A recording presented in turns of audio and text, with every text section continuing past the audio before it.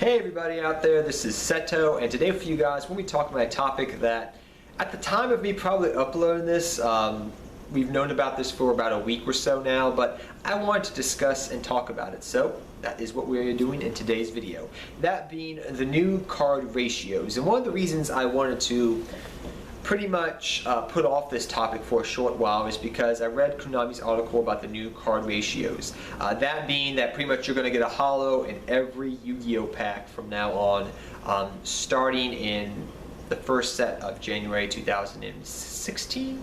Yeah, next year will be 2016. Oh my gosh, I feel old now.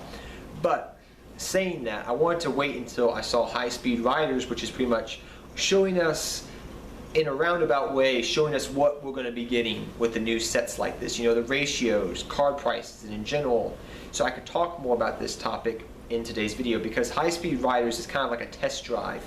Because in High Speed Riders, you're guaranteed a holo in every pack, just like you will be in Bosch. I think it's called B-O. I love that acronym. Bosch in the January set. Everybody will be guaranteed a super in every pack. Excuse me. So I just wanted to see the ratios and the prices to get a general feel and idea for what could be happening down the road. So after I heard about this, that we'd be getting a holo in every pack, I was like, I'm completely on board with this. My first thoughts about hearing about this when I first read Konami's article, because I actually went to their article and read it, which sometimes I do not do and sometimes I do, but when it's something like this that's impactful to pretty much every Yu-Gi-Oh player out there, I'm going to read about it. So as I'm reading about it, I was thinking to myself, this is such a good thing. This means that probably overall card prices are going to be a lot cheaper overall in general compared to what they were prior, when you were pretty much guaranteed a secret in every set, every box set, and now you're guaranteed, what about like 2 secrets and 3 ultras and then a whole bunch of supers. I just think that makes the ratios a lot more better and cards a lot more accessible to players. So that's what my first thoughts were. The second thing was when I read that they're pretty much going to be discontinuing Ghost Rares and Ultimate Rares. I felt kind of sad about that part. Especially Ghost Rares I like, but there's some Ghost Rares I think that are just amazingly beautiful. Stardust Dragon, Black Rose Dragon.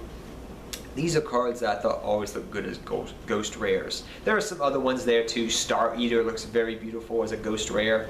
But overall, I could live, I said to myself, without Ghost Rares. But the part that really got me was the Ultimate Rares. And I know a lot of people don't like Ghost Rares, and I know a lot of people don't like Ultimate Rares, but me personally, there's just some cards in the game of Yu-Gi-Oh! I love as Ultimate Rares. Red Eye's Flare Metal Dragon, the new level 7 Exceed Red Eyes card that we got in the last set here in oh my gosh, I forgot the set already. But the new Red Eye's Flare Metal Dragon as an ulti looks gorgeous. If you have not seen it in person, it looks beautiful. Horus the Black Flame Dragon level 8 looks gorgeous as an ulti.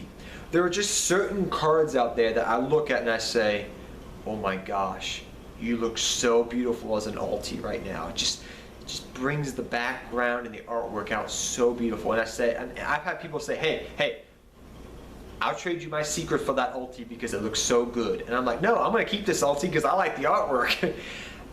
And it makes me feel kind of sad that they're no longer making ultis. I honestly thought they were going to eventually go back to what they did before, is making more rares as ultis, which they have kind of done to some extent.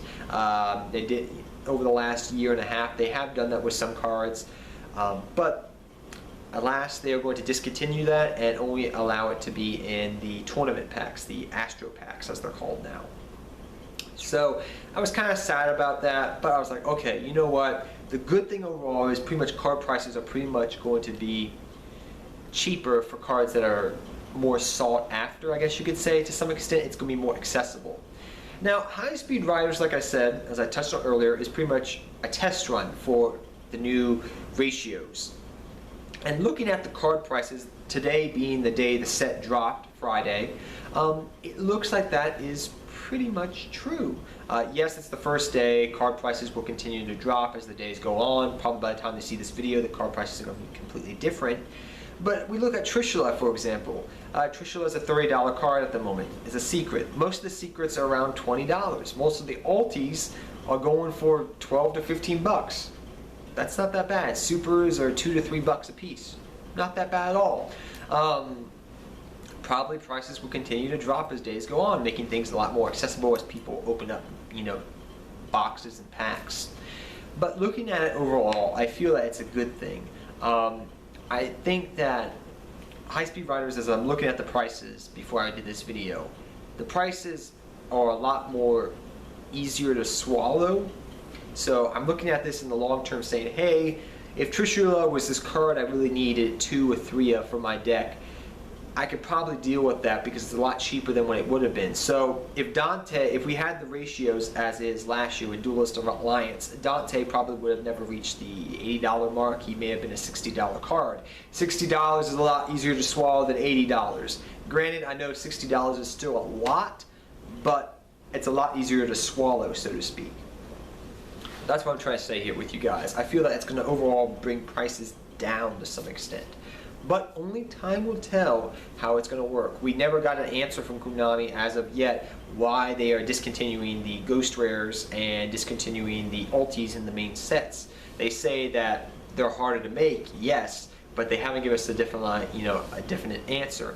Maybe they thought they could kill 2 birds with 1 stone, saying, hey, we can make expensive cards more accessible to the masses, and on top of that, save a little bit of money by discontinuing Ghost Rares and Altis because they're harder to make. Maybe that was Konami's logic, but they never said. So we'll have to wait and see. But tell me down below, guys, what do you think of these new ratios? I think it's really cool because as a kid, and I know a lot of old players have said this, as a kid, when I pulled my first, hollow card, and I'll never forget what my first hollow card was. It was Black Skull Dragon. Black Skull Dragon was the first hollow I ever pulled. My second hollow was Toon World. Those were my first 2 hollows I ever pulled out of a pack. And that was Metal Raiders ages ago.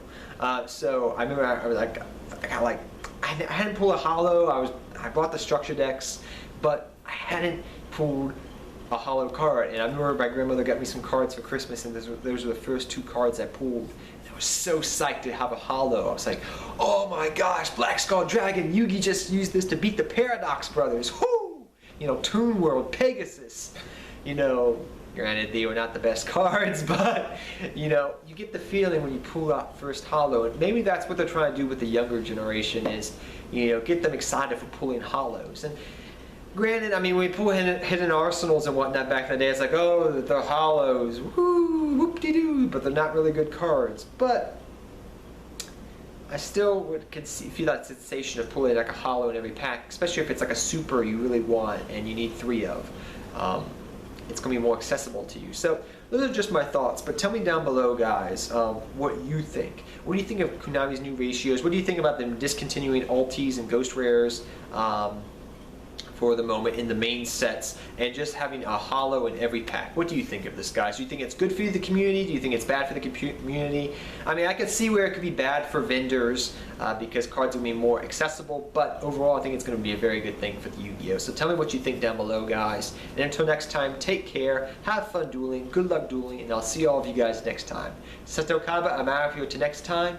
Good luck dueling to all of you. Take care, everybody.